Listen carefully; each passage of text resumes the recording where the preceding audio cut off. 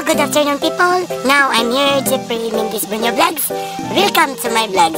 This is free time and then try to create my new car. At ito po ang aking papakita sa inyo dahil talaga po nakakabigani ang aking mga ginagawang content ngayon. Ito po ay makikita nyo po ngayon dahil po may pakita ko sa inyo na bagong sasakyan. At ngayon po ay makikita nyo maya-maya po kasi papakita ko sa inyo at i-demonstrate ko po kung ano ang ipapakita kong maganda sa inyo. Kung kayo po ay may mga luxury car, mga ano ba na mga car na mamahalin, ako po ay mayroon ipapakita rin sa inyo. Tingnan nyo po kasi ito. Ito po ang mga gawang mga recycle na pwede pang paglaruan ng mga bata. Ngayon po ipapakita ko sa inyo kung paano po mag-work ang mga dapat na itapon. Ngayon po ay pwede pa palang makinabangan.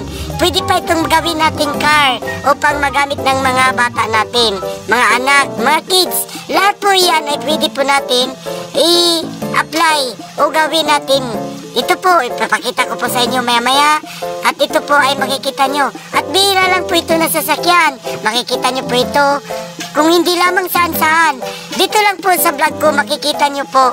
At watch po sa aking ipapakita dahil isang bisis nyo lang ito makikita sa buong mundo. Ayan na po, ipapakita ko na po, Lods. Ito po yung sinasabi ko sa inyong new car. Ito po ay gawa sa recycle po, guys. At makikita nyo po dyan, tinulak ko po. At upang makita nyo po talaga kung paano ito tumakbo, ayan po, papakita ko sa iyo. Ganito lang po yan pagpatakbo, guys. Yan po, tutulak nyo, diba? Diba ang galing, guys? Tingnan nyo, diba?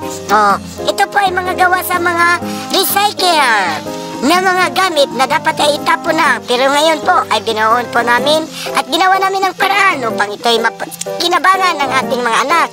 Yan po, ayan po. Subukan natin isa kayong anak natin. Ito po, tingnan nyo, diba? Ganun lang kasimple. Kahit simpleng bagay, pero ang happiness ng ating anak ay sobrang-sobra na po. Tuwang-tuwa po talaga siya, diba guys? Tinulak ko, ayan, diba? Ang saya ng anak ko. Makikita nyo dyan, guys, kung paano matuwa ang bata. At ito, pumalit na naman si ate. Ayan po, tingnan nyo kung gaano kaganda ang ginawa naming recycle na car.